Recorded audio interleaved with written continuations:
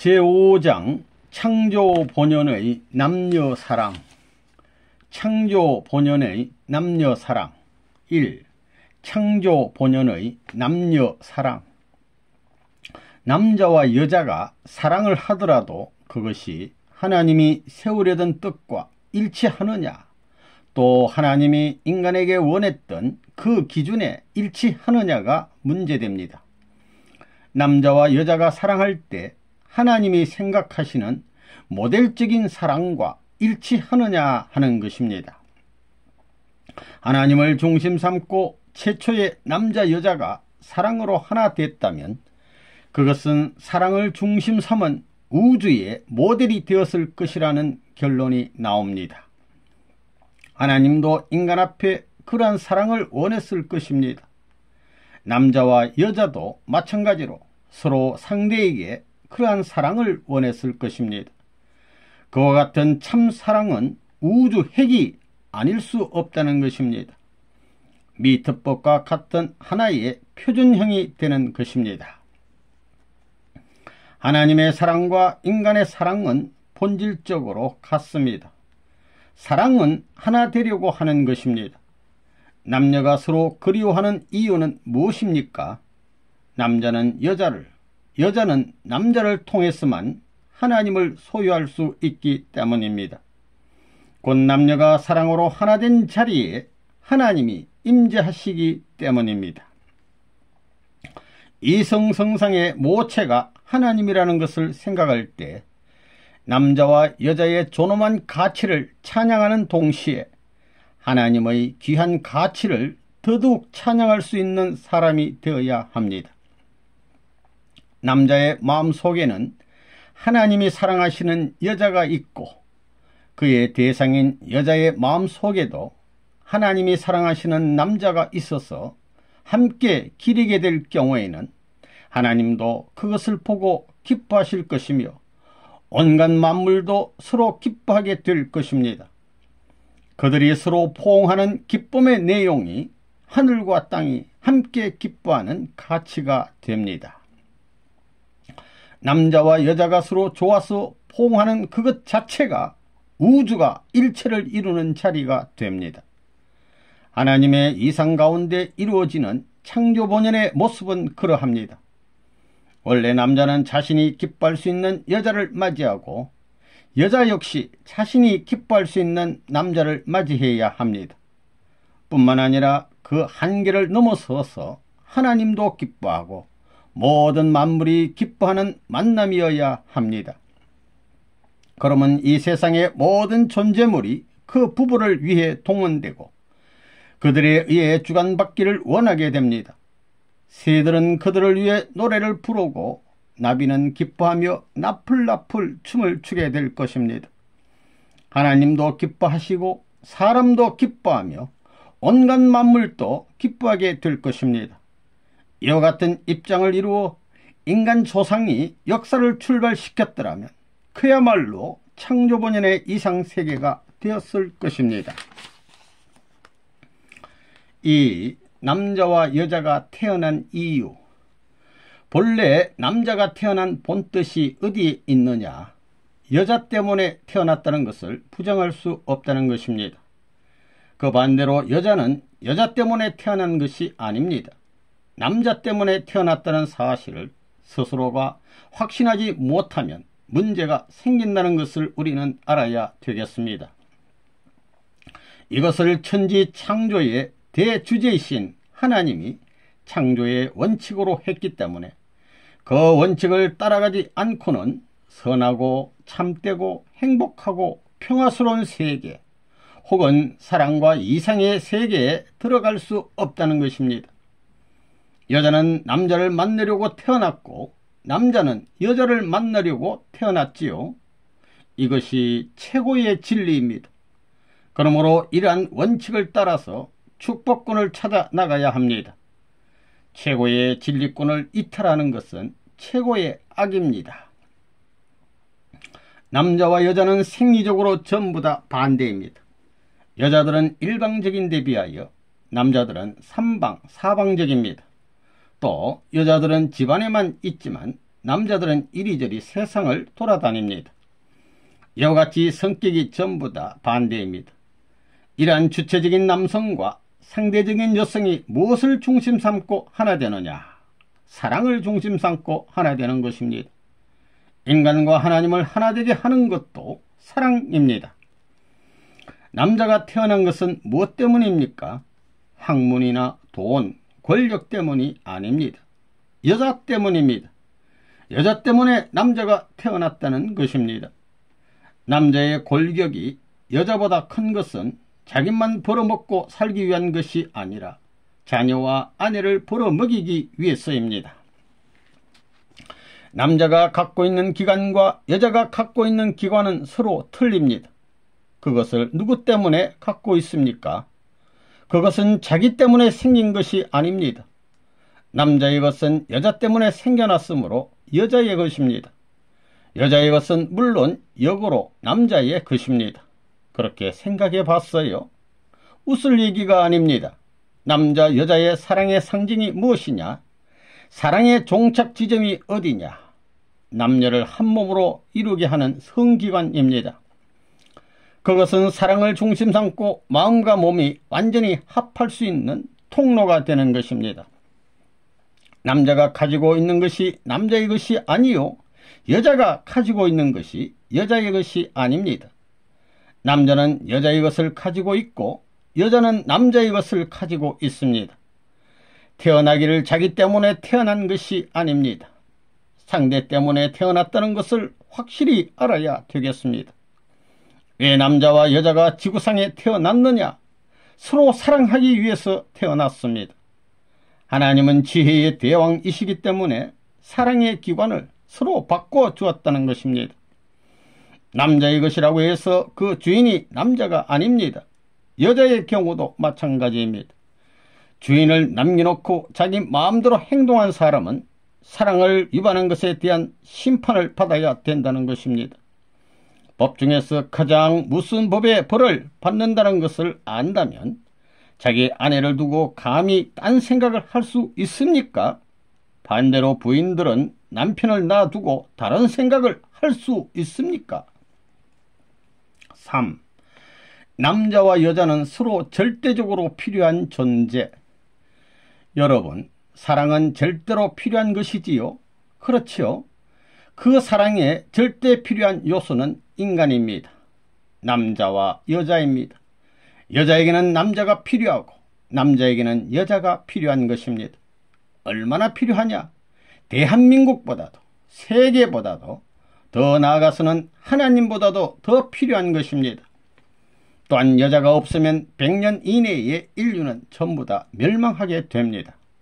그러므로 남자가 아무리 천하를 통일했다고 어스대더라도 여자가 없다면 100년 이내에 없어지게 되는 것입니다. 그러므로 여자는 절대 필요합니다. 사람 하게 되면 남자 여자를 말하게 됩니다. 한 남자를 두고 보면 여자가 없어서는 안 되는 것이요, 여자를 두고 봐도 남자가 없으면 안 되는 것입니다. 그 남자 스스로가 자기가 원해서 태어난 것이 아니지만 그 남자 앞에 필요한 그 여자도 자기가 원해서 태어난 것이 아닙니다. 태어나고 보니 남자가 됐고 여자가 된 것입니다.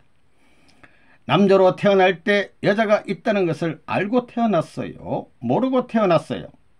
태어나 가지고 보니 남자 혼자라면 기분이 나쁠 것 아니에요?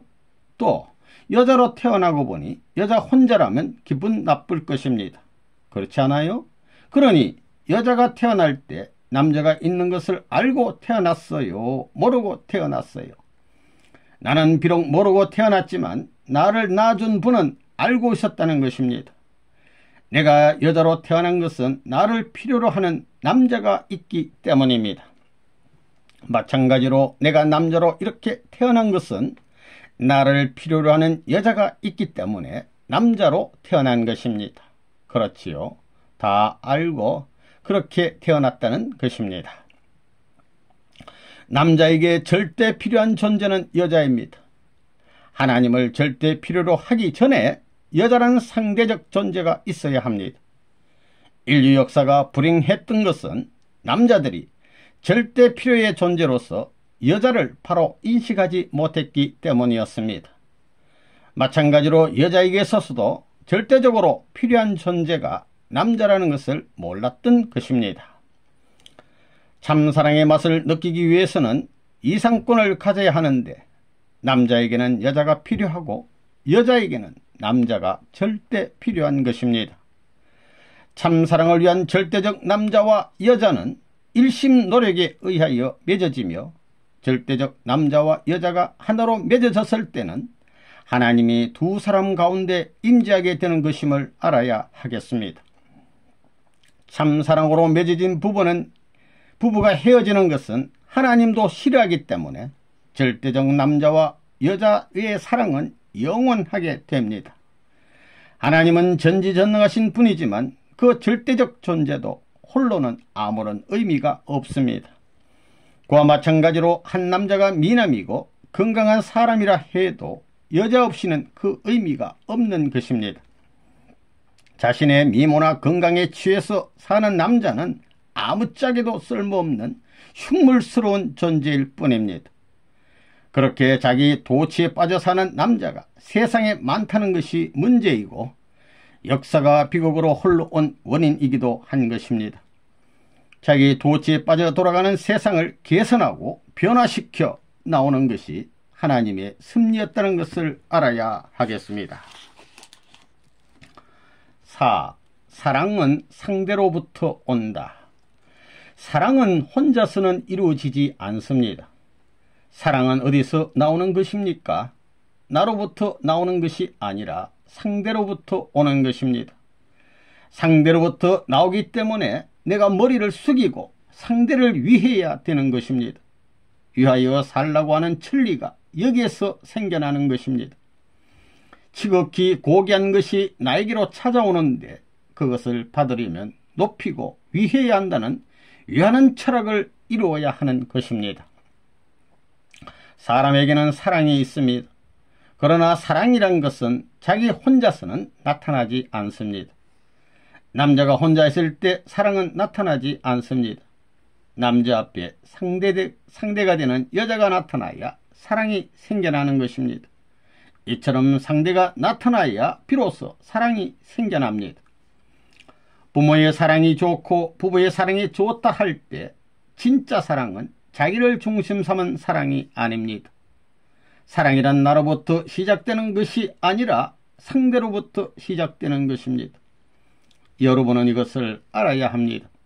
남편으로부터 아내로부터 사랑이 생겨나는 것이요 아들로부터 형제로부터 사랑이 시작되는 것입니다. 사랑은 자기 자신으로부터 시작되는 것이 아니라 상대로부터 시작되는 것입니다. 그러므로 사랑의 주인은 누구입니까? 상대가 사랑의 주인이 되는 것입니다. 사랑은 어디서부터 나오느냐? 상대로부터 나타납니다. 상대가 못생기고 미우면 사랑도 후퇴하려고 하고 상대가 곱고 좋으면 사랑의 작용도 그만큼 빨라집니다. 상대의 말, 아름다움, 냄새, 맛 등 상대의 요소에 따라 사랑의 작용이 결정되게 됩니다. 사랑의 근거지는 어디냐? 사랑의 근거지는 내가 아닙니다. 사랑이라는 명사는 상대적 관념에서 말하는 것입니다. 상대가 없게 될 때는 제 아무리 미남자라도 혼자는 사랑할 수 없기 때문에 안 됩니다. 사랑의 근거지는 내가 아닙니다. 사랑은 나로부터다 하는 것은 사탄이 지금까지 이용한 말입니다. 사랑의 근거지는 내가 아닙니다. 사랑의 근거지가 자기라고 생각하는데 이런 사고방식을 전부 다 뜯어 고치지 않고는 미래의 역사도 발전이 없는 것입니다. 지금까지 부인은 부인대로 자기가 중심이요 남편은 남편대로 자기가 중심이라고 해가지고 서로가 위하라고 하니 파탄에 이르게 되는 것입니다. 사랑의 근거지는 내게 있는 것이 아니라 상대에게 있기 때문에 그 사랑을 내가 갖기 위해서는 내 자신이 그 사랑 앞에 희생해야 합니다. 사랑은 반드시 희생을 요구하는 것입니다. 또 사랑은 극복을 필요로 하는 것입니다. 이런 관점에서 볼 때 오늘날 사탄 세계를 극복할 수 있는 내용은 이 천지간에 딴 곳에서는 찾을 수 없습니다. 하나님을 중심 삼은 사랑의 원칙을 따라 가지고만 찾을 수 있겠기 때문에 하나님은 사랑을 딱 붙들고 있는 것입니다. 세상에 자비라는 말도 사랑이 없이는 안 나오는 것입니다. 인이라는 말도 혼자서는 나오지 않습니다. 자비나 인이란 말도 전부 다 상대적인 개념에서 말하는 것입니다. 5. 이성 간의 사랑의 조화를 이루면 남자는 하늘을 상징하고 여자는 땅을 상징합니다. 두 사람이 합하여 조화를 이루어야 합니다. 남자와 여자는 서로 다릅니다. 남자의 근육은 울퉁불퉁하고 여자는 미끈합니다. 남자는 수염이 나는데 여자는 수염이 나지 않습니다. 목소리도 다릅니다. 남녀를 비교해보면 상대적인 것이 어울립니다. 조화가 벌어지는 것입니다. 사람이란 육적 구조를 볼 때 좌우로 상대적입니다. 반반을 딱 붙여 놓았기 때문입니다. 여러분, 높기만 하거나 낮기만 한 것이 좋습니까? 조화를 이루는 것이 좋습니다.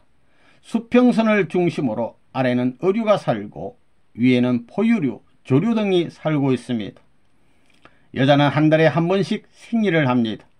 달을 중심 삼고 조수가 바뀌는 것 같이 여자도 마찬가지입니다. 호흡작용과 같습니다. 남자와 여자가 조화를 이루어 평행선을 이루어야 합니다. 올라가고 내려가고 도는 각종 시설이 구비된 디즈니랜드를 사람들이 왜 좋아하느냐 하면 우주가 그렇기 때문입니다.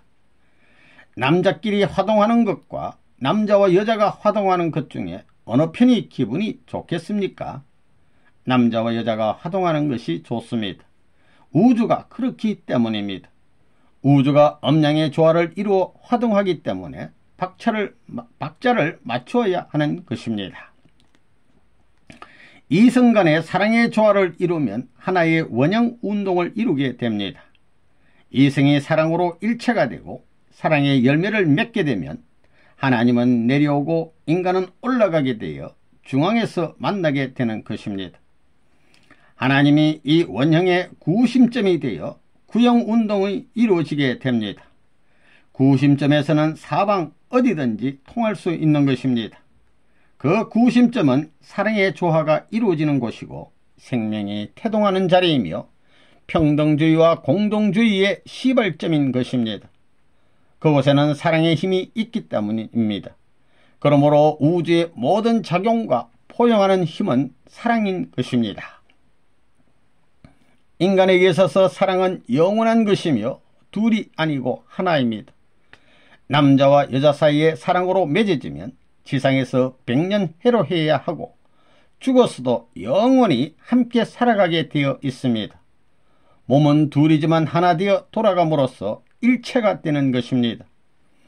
두 몸이 하나 되면 하나님과 같이 돌게 되어 사랑의 사위기들을 이루게 되니 그것이 바로 사랑의 이상세계인 것입니다. 거기에는 거짓 사랑이 침범할 수 없으며 오직 참사랑만이 임재하게 됩니다. 하나님을 중심 삼고 남자와 여자가 축복을 받아 완성된 자리를 이루면 하나님은 언제나 찾아오시게 됩니다. 사랑의 사위기들을 이루게 되면 상대편을 몸을 통하여 마음까지 사랑하게 되고 마음을 사랑하게 되면 몸까지 따라오게 되어 있다는 것입니다. 6. 참사랑에 취한 본연의 인간. 이 세상에서 가장 거룩한 것이 무엇입니까? 세상에서 가장 거룩한 것은 참사랑입니다. 참사랑은 하나님으로부터 출발합니다. 하나님이 존재하신다면 그 외의 길은 없습니다. 하나님께서 진심으로 바라는 것은 참사랑의 길이며 참사랑의 길을 통하지 않고는 하나님 앞으로 나아갈 수 없다는 것을 알아야 하겠습니다. 하나님은 사랑을 통해 보고 듣고 먹고 만져보고 싶다는 것입니다. 인간도 하나님으로부터 사랑의 입맞춤을 받는다면 내부가 폭발할 것 같은 희열을 느낄 것입니다. 하나님의 바람은 여기에 있는 것이지 다이아몬드나 보석을 소유하였다고 해서 기쁘다고 하시지는 않는다는 것입니다. 자기의 일신을 본다면 인체는 오감을 가지고 있습니다. 인간은 누구나 오감의 인식에 의하여 참사랑을 느끼고 확인하게 되어 있습니다. 눈이 참사랑을 향해 있다면 그 눈은 참사랑에 물들어 취하게 되어 있습니다. 취한 눈동자의 색깔이 얼마나 아름답게 빛나겠습니까? 참사랑에 빠져있는 사람의 미소 짓는 입술은 얼마나 황홀하겠는가를 생각해 보십시오. 인간의 오감이 참사랑에 취해 움직이는 모습, 하나님을 향해 움직이는 오감의 조화가 얼마나 아름답겠는가를 상상해 보십시오. 그러한 아름다움을 통한 기쁨을 하나님 혼자서는 체험할 수가 없는 것입니다. 그런 아름다움은 상대가 있어야 체험하게 되는 것으로 하나님이 인간을 창조하신 목적이기도 합니다. 참사랑에 취한 눈동자를 매만져 보고 싶고 입술에 입맞춤하고 싶으며 마음의 선율을 한번 켜보고 싶은 아름다운 남자와 여자가 있다면 하나님은 어떠하시겠습니까? 참사랑의 해와가 있다면 해와의 심정세계를 한번 여행하고 싶다는 생각을 가지실 겁니다. 아름다운 해와의 심정세계, 심정권이 얼마나 넓고 깊은가를 확인하고 싶은 충동을 가지실 것이라는 것입니다. 하나님은 당신이 천지를 창조한 것 이상으로 아름다운 내용을 소유한 아담과 해와의 심정세계를 여행하시고 싶을 것입니다. 하나님은 참사랑의 인간에 대하여 우주를 여행하는 것 이상으로 그 심정세계를 여행하고 싶다는 생각을 가지실 것이 확실하며 참사랑의 아담과 해와의 심정세계를 영원히 떠나고 싶지 않다는 생각을 가지실 것입니다. 하나님께서 인간을 지으신 이후 인간의 참사랑에 빠져 사랑의 미아가 되었다면 세상이 어떻게 되었겠습니까? 인간 가운데 하나님이 거하시게 될 것이니 하나님과 인간이 하나 되어 만들어낸 세계는 기쁨과 아름다움이 충만한 세계일 것이 분명합니다. 참사랑이 완성됐다면 감흥의 하나님께서는 그 참사랑에 홀딱 빠져도 후회하지 않으실 겁니다. 참사랑 가운데서라면 어떤 일이 생겨나도 마냥 좋아하실 분이 하나님이십니다. 참사랑의 세계에서 인류가 산다고 한다면 일생 동안 후회 없는 행복된 삶이 될 것입니다. 또한 세상에 전쟁의 역사도 없을 것이며 불만이나 불행이 없는 세계가 되었을 것입니다. 7. 사랑은 극히 자연스러운 데서 이루어진다. 선생님이 어렸을 때 있었던 이야기인데 어느 날 새를 한 쌍 잡아다가 둘의 부리를 입맞추는 노름을 한 적이 있습니다. 둘이 입맞추는 것을 보기 위해 울타리를 마련하고 먹이도 주며 관찰했던 것입니다. 그들이 서로 사랑하고 즐겁게 노래하는 것을 보고 싶은 어린 마음에서 그랬던 것입니다. 그것은 모든 자연의 이치를 밝히 알기 위한 하나의 호기심 어린 실험 같은 것이었습니다. 지금 생각하면 마냥 짓궂기만 한 행동들을 계속했던 것입니다. 사랑은 자연스러운 가운데 이루어진다는 것을 오랜 뒤에야 깨달을 수 있었습니다. 사랑은 자연스러운 가운데 최고의 자유스러운 분위기 속에서 이루어지는 것이 진실한 사랑인 것입니다.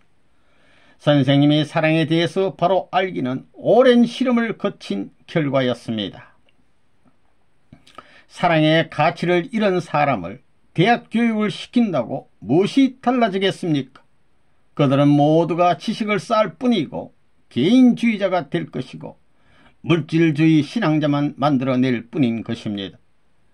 된장찌개는 뚝배기에 담아야 제맛을 내는 것과 마찬가지로 인격 수양도 사랑을 바탕으로 해야 소기의 목적을 달성할 수 있는 것입니다. 세계 문명의 꽃은 미술적 조화를 갖춘 바탕 위에 꽃피어야 합니다. 구운 갈비는 접시에 담아야 하고 된장국은 뚝배기에 담아야 제맛을 느낄 수 있는 것과 같습니다. 텁텁하고 구수한 된장국 맛은 한번 맛들이면 어디가나 잊을 수 없을 것입니다. 마찬가지로 사람도 구수하면서 텁텁한 맛 같은 사랑에 한번 맛들이면 변하지 않을 것입니다. 달기만 한 인스턴트 식품은 금방 실정을 느끼는 것처럼 사랑도 인스턴트 식품처럼 아무 곳에서나 쉽게 구할 수 있다면 그것은 참사랑이라 할 수 없는 것입니다. 요즘은 인스턴트 식품 같은 사랑을 하는 사람들이 도처에 널려 있는데 그것이 문제인 것입니다.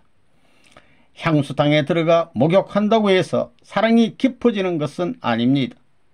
시골에 살면서 냉수에 몸담가 씻어내고 잠자리에 드는 부부의 사랑이 더욱 순수하고 오래가며 깊어지는 것이라 하겠습니다.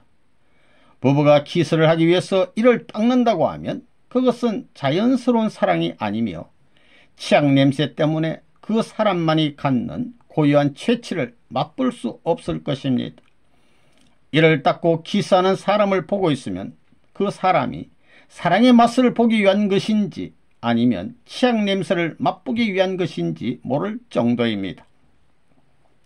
여러분들이 좋아하고 사랑하는 사람과 만나면 포옹하고 싶고 입맞춤도 하고 싶은 것은 자연적인 이성 간의 본능인 것입니다. 내가 환경과 접하고 있는 것은 이 우주를 좋아하기 위해서 만나고 있는 것입니다. 그것은 상대를 찾아 세우기 위한 인간의 자연스러운 행위인 것입니다. 모든 인간이 상대적 이념 아래서 남자는 여자를 대하고 여자는 남자를 대할 때 여기에는 사랑의 질서를 위반하는 행위나 사건은 없을 것입니다. 참된 사랑의 질서는 상대적인 이념을 바탕으로 남자와 여자가 만날 때 생기는 것입니다.